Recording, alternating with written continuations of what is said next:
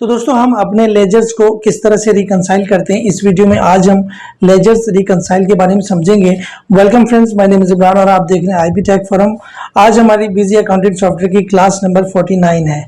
तो इसमें हम जो है लेजर्स रिकंसाइल के बारे में समझेंगे कि ये क्या होता है, किस तरह से हम अपने लेजर्स को मेंटेन कर सकते हैं। फ्रेंड्स, मिसाल के तौर पे अगर बॉस ने हमें ऑर्डर किया है कि वो पेमेंट्स जो कि अभी तक नहीं आई क्लाइंट की तरफ से, या हमने अपने वेंडर्स को जो है अभी तक जो पेमेंट्स नहीं की उनका डेटा जो है मुझे चाहिए, तो उसी हिसाब से बिजी में एक आता है फीचर लेजर्स रिकंसाइल का।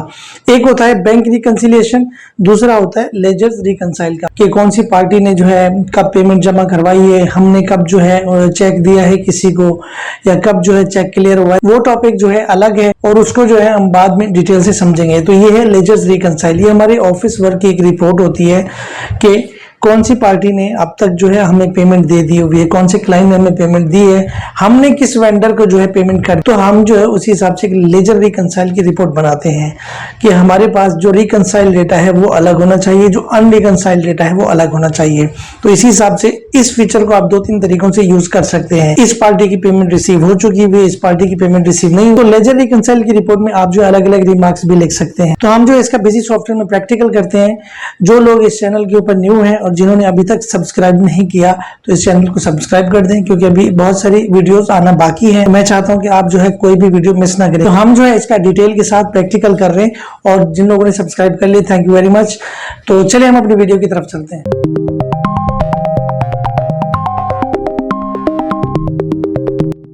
तो फ्रेंड्स, मैं अपने पीसी पर आ चुका हूं। सबसे पहले मैं क्या करूंगा, बिजी सॉफ्टवेयर को ओपन करूंगा।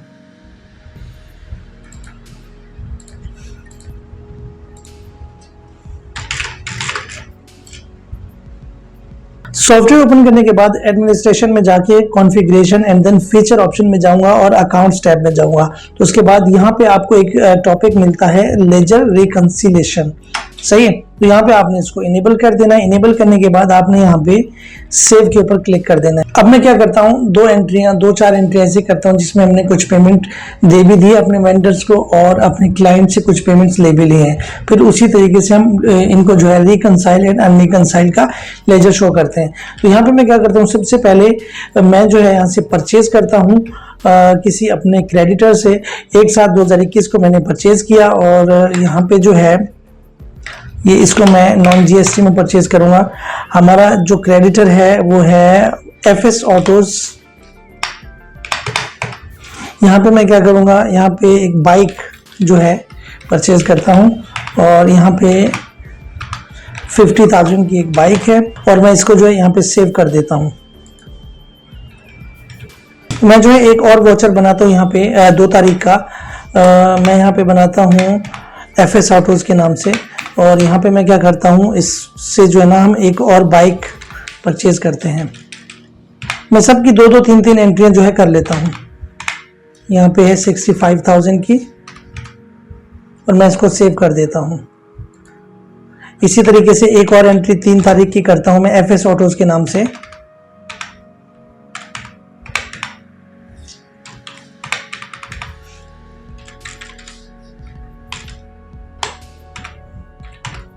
$75,000, ठीक है।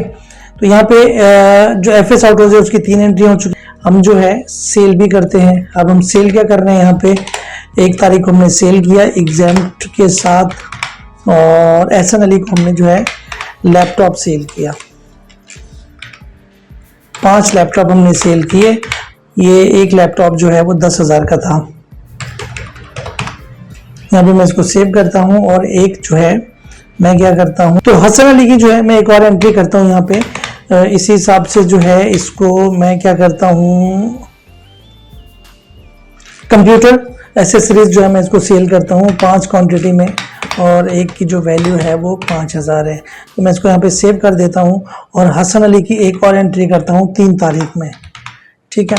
यहाँ पे है, यहाँ पे मैंने इसको जो है सैमसंग मोबाइल जो है वो सेल किया है 30,000 का, ठीक है। तो यहाँ पे मैं इसको सेव कर देता हूँ। अब मैं क्या करता हूँ, 2 अकाउंट के मैं लेजर निकालता हूँ Alt+L करके। तो यहाँ पे सबसे पहले मैं क्या करूँगा, एफएस का जो है लेजर चेक करूँगा। यहाँ पे ये देखिए, यहाँ पे ये जो है हमने फैसल का जो है अभी तक हमने कोई पेमेंट नहीं की, क्योंकि हम ये एक ऐसी रिपोर्ट बना रहे हैं, हमने बॉस को देनी है कि हमने जिस चीज़ की पेमेंट कर दी वो ये है, और जिससे हमने पेमेंट रिसीव कर ली वो ये अकाउंट्स हैं। तो उसी हिसाब से हमने अपने हिसाब से इस रिपोर्ट को जो है वो मेंटेन करना है। यहाँ पे ये देखें, ये यहाँ पे इस तरफ लिखा हुआ है नो रिकंसाइल। अब मैं एक वाउचर बनाता हूँ, पेमेंट वाउचर, और मैं क्या करता हूँ यहाँ पे कि एफएस को जो है कुछ अमाउंट में दे देता हूँ। एफएस को जो है मैं 50,000 की अमाउंट जो है पे कर देता हूँ। अब मैं क्या करता हूँ, पेमेंट वाउचर एक बनाता हूँ। 4 तारीख को हमने जो है इसको पेमेंट कर दी, एफएस को 50,000 की हमने इसको कैश दे दी है। तो मैं इसको सेव करता हूँ। सेव करने के बाद जो है अब जो चीज़ जो है हमने दे दी उसको रिकंसाइल कर देंगे। तो मैं यहाँ पे जाऊँगा, Alt+L करूँगा, तो यहाँ पे जो है एफएस ऑटोज आ जाएगा। तो एक चीज़ जो है आपने याद रखनी है, यहाँ पे ये इनेबल नहीं होगी तो आपने इसको वाई ज़रूर कर देना है, इनेबल रिकंसिलिएशन। ये बेसिकली ये जो है बहुत इंपॉर्टेंट चीज़ है। तो जब आप रिपोर्ट निकाले हो तो इस चीज़ को आपने देख लेना है। यहाँ पे एन होगा तो आपने वाई ज़रूर कर देना है। तो अब मैं क्या करूँगा, एक स्टेप नीचे आऊँगा।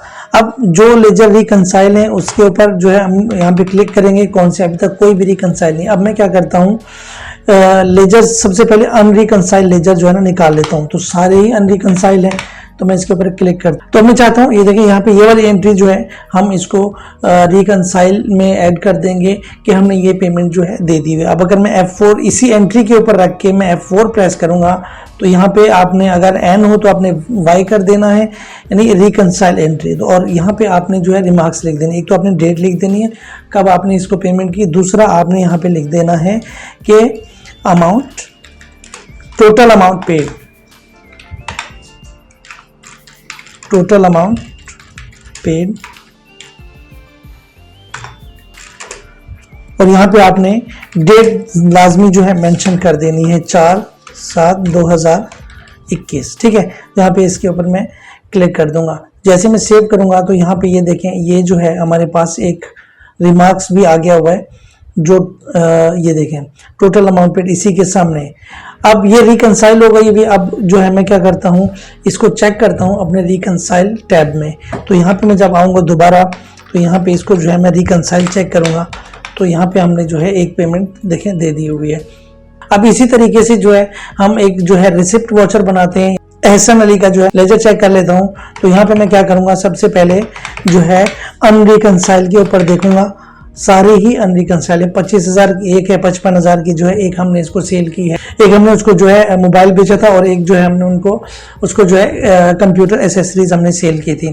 तो उस हिसाब से 25,000 की जो पेमेंट है वो मैं एहसन अली से जो है मैं रिसीव कर लेता हूँ। तो यहाँ पे क्या करूँगा, रिसिप्ट वाउचर बनाऊंगा। 6 तारीख को एहसन ने आके हमें जो है पेमेंट दे दी है, 25,000 है। तो उसी हिसाब से मैं क्या करूँगा, इसको कैश इससे मैं रिसीव कर लूँगा। नरेशन लिखनी है, डेट लिखनी है तो आपने लिख देनी है यहाँ पे। अदरवाइज आप उसी रिकंसाइल में जाके आप अपने जो रिमार्क्स हैं वो ऐड कर सकते हैं। तो मैं यहाँ पे दोबारा से आऊँगा, Alt+L करूँगा, एंड देन एहसन अली का जो लेजर है वो मैं चेक करूँगा। तो अभी भी फ़िलहाल ये अनरिकंसाइल है। अब हम इसको रिकंसाइल करते हैं। मैं कहता हूँ 25,000 की पेमेंट जो है एहसन ने दे दी हुई। अब मैं F4 प्रेस करूँगा और यहाँ पे आऊँगा। यहाँ पे इसने जो है हमें टोटल अमाउंट रिसीव्ड, और यहाँ पे हमने डेट मेंशन कर देनी है। डेट है 6 तारीख को जो है, ठीक है, यहाँ पे भी आ गया। और इसी तरीके से जब मैं लेजर रिकंसाइल में जाऊँगा तो इसको मैं रिकंसाइल के ऊपर क्लिक करूँगा, देन उसके बाद जो है मेरे पास रिपोर्ट आ जाएगी कि ये जो है हमने रिसीव कर लिया। इसी तरीके से हम दूसरे भी जो भी अमाउंट्स हैं, अब मैं इसका एक रिसिप्ट वाउचर और बनाता हूँ यहाँ पे 55,000 का, वो भी हमें 7 तारीख को जो है इसने दे दिया हुआ है, एहसन अली।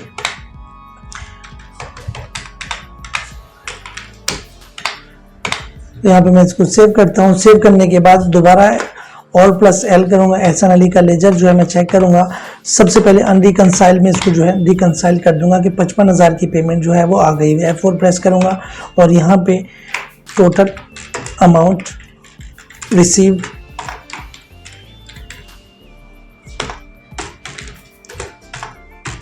डेट, यहाँ पे डेट जो है मैं ऐड कर दूंगा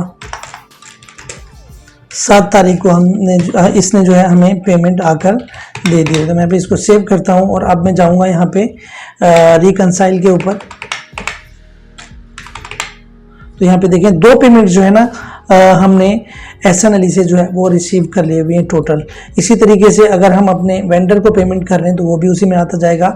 जो अनरिकंसाइल्ड हैं, जो अभी तक रिकंसाइल्ड नहीं हुए, वो हम उसी में ही जाके देख सकते हैं। ऑल प्लस L और उसी हिसाब से जो पेमेंट्स अभी तक ना आई है ना कहीं, इसी में ही आ जाएंगी।